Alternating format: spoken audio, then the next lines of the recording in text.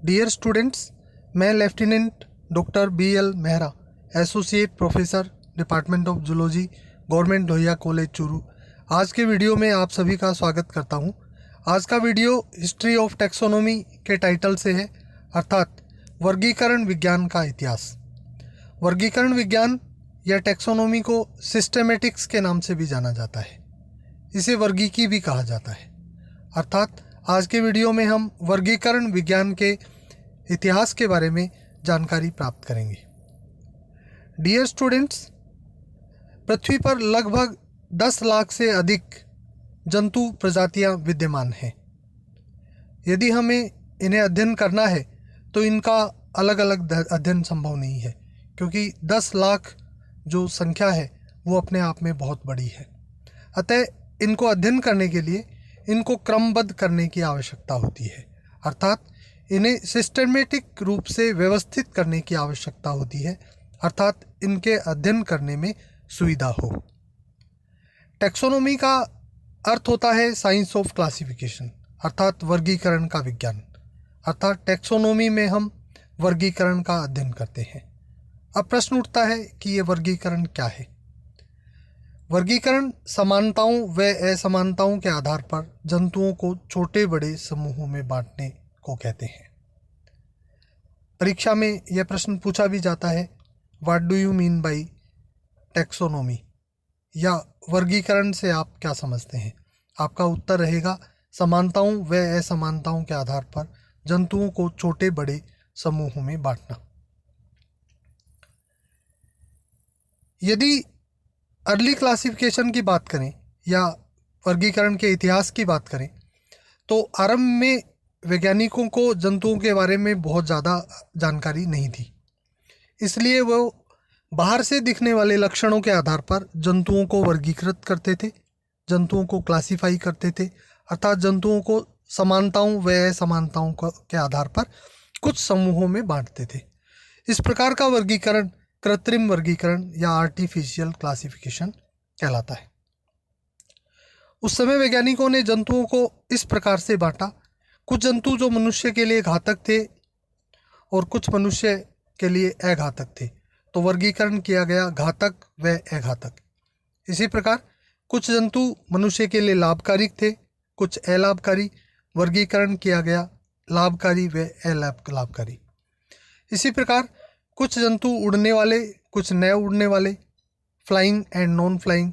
इसी प्रकार कुछ जंतु ऐसे थे जिन्हें मनुष्य के द्वारा खाया जा सकता था और कुछ ऐसे थे जिन्हें मनुष्य के द्वारा नहीं खाया जा सकता था। तो वर्गीकरण किया गया भक्ष्य व अभक्ष्य, अर्थात ईटेबल एंड नॉन ईटेबल। इस प्रकार का वर्गीकरण क्योंकि जंतुओं की मूल समानता व असमानता पर आधारित न था, केवल बाहर से दिखने वाले लक्षणों के आधार पर ही यह वर्गीकरण किया गया था, इसलिए इसे आर्टिफिशियल क्लासिफिकेशन या कृत्रिम वर्गीकरण की संज्ञा दी जाती है। इसके बाद वर्गीकरण में एक महत्वपूर्ण नाम आता है, दैट इज एरिस्टोटल या अरस्तु, जिसे फादर ऑफ जूलॉजी अर्थात प्राणी शास्त्र का जनक के नाम से भी जाना जाता है। इन्हें फादर ऑफ टैक्सोनॉमी अर्थात वर्गीकी के जनक के रूप में भी जाना जाता है। इन्होंने एक पुस्तक लिखी जिसका नाम था हिस्टोरिया एनिमेलियम। इस पुस्तक में उन्होंने जंतुओं को 2 समूहों में बांटा। अरस्तु ने जो अपना वर्गीकरण किया उसमें जंतुओं को 2 प्रमुख समूहों ईनैमा और एनैमा में बांटा। ईनैमा में ऐसे जंतुओं को उन्होंने रखा जिसमें रेड ब्लड प्रेजेंट था, अर्थात लाल रक्त वाले जो जंतु थे उन्हें इन्होंने ईनैमा समूह में रखा। इसी प्रकार कुछ जंतु ऐसे थे जिनमें रेड ब्लड अनुपस्थित था, अर्थात लाल रक्त अनुपस्थित था, इसे उन्होंने एनैमा समूह के अंतर्गत वर्गीकृत किया। अर्थात अरस्तु ने 2 समूह जंतुओं के बनाए, ईनैमा और एनैमा। इन्होंने एनैमा के अंतर्गत, जिनमें कि लाल रक्त उपस्थित नहीं था, कुछ जंतुओं को रखा, पोरीफेरा, आर्थ्रोपोडा, मोलस्का और इकाइनोडर्मेटा के जंतु। इसी प्रकार जो ईनैमा समूह था उसे अरस्तु ने दो समूहों में पुनः बांटा। एक ओविपेरस अर्थात अंड प्रजनक और दूसरे विविपेरस अर्थात शिशु प्रजनक। ओविपेरस ऐसे जंतु थे जो अंडे देते थे। विविपेरस ऐसे जंतु होते हैं जो अपने समान शिशु संतति को उत्पन्न करते हैं। ओविपेरस के अंतर्गत आर्थ्रोपोडा, रेप्टिलिया और एविज को अरस्तु ने रखा और विविपेरस के अंतर्गत कोर्डेटा के यूथेरियन जंतुओं को शामिल किया जाता है। इस प्रकार अरस्तु ने जो एक वर्गीकरण दिया वह वर्गीकी विज्ञान की एक आधारशिला के रूप में काम आया। लगभग 200 साल तक यही वर्गीकरण चलता रहा। लगभग 200 साल के बाद एक नाम आता है वैज्ञानिक का, जॉन रे। इन्होंने सबसे पहले प्रपोज्ड द टर्म स्पीसीज, इन्होंने जो जाति शब्द है उसको सबसे पहले प्रस्तावित किया। प्रश्न आता है जाति शब्द किसने प्रस्तावित किया?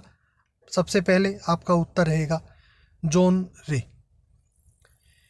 इसके बाद एक नाम वर्गीकी में आता है कार्ल वॉन लिने, जिन्हें बाद में कैरोलस लिनियस के रूप में भी जाना जाता है। इन्होंने दो पुस्तकें लिखी, एक सिस्टेमा नेचुरी और दूसरी स्पीसीज प्लांटेरम। कार्ल वॉन लिने की दो पुस्तक सिस्टेमा नेचुरी एंड स्पीसीज प्लांटेरम। इन्होंने इन पुस्तकों में जीवों को प्राकृतिक समानताओं व असमानताओं के आधार पर वर्गीकृत किया। प्राकृतिक समानताओं से तात्पर्य ये है कि जंतुओं की उत्पत्ति कहाँ से हुई है। अगर समान उत्पत्ति के जंतु हैं तो वो वर्गीकरण में एक स्थान पर रखे जाएंगे, और असमान उत्पत्ति है तो वो वर्गीकरण में भिन्न स्थानों पर रखे जाएंगे। अर्थात इन्होंने वर्गीकरण का जो आधार है वो प्राकृतिक समानताओं व असमानताओं को रखा। इसलिए कैरोलस लिनियस या कार्ल वॉन लिने का वर्गीकरण प्राकृतिक वर्गीकरण या नेचुरल क्लासिफिकेशन कहा जाता है। इन्होंने बाइनोमियल नोमेनक्लेचर, द्विनाम पद्धति भी दी, और इन्हें फादर ऑफ मॉडर्न टेक्सोनोमी अर्थात आधुनिक वर्गीकी के जनक के नाम से भी जाना जाता है। इसके बाद जो ये कैरोलस लिनियस थे, इन्होंने जंतुओं को समानताओं के आधार पर इन्हें कुछ हेरार्कियल ग्रुप में बांटा, पदानुक्रम में बांटा।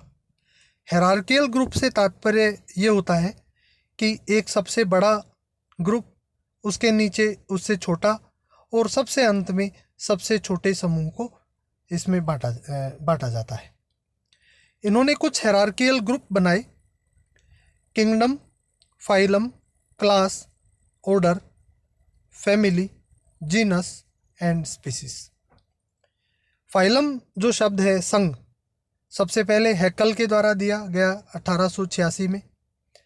इसके बाद क्लास, ऑर्डर, जीनस और स्पीसीज, ये सभी हेरार्कियल जो ग्रुप हैं ये लिनियस के द्वारा दिए गए।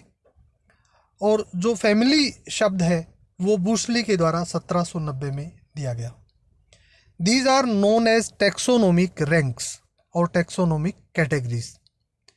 ये जो हेरार्कियल ग्रुप हैं, पदानुक्रम है, इसमें से प्रत्येक जो है वो एक टेक्सोनोमिक रैंक या टेक्सोनोमी कैटेगरी कहलाता है। अर्थात ऑर्डर अपने आप में एक टेक्सोनोमिक रैंक है, फैमिली अपने आप में एक टेक्सोनोमिक रैंक है, और इनको टेक्सोनोमिक कैटेगरीज भी कहा जाता है। अर्थात वर्गीकीय स्तर या वर्गीकीय कोटि इन्हें कहा जाता है।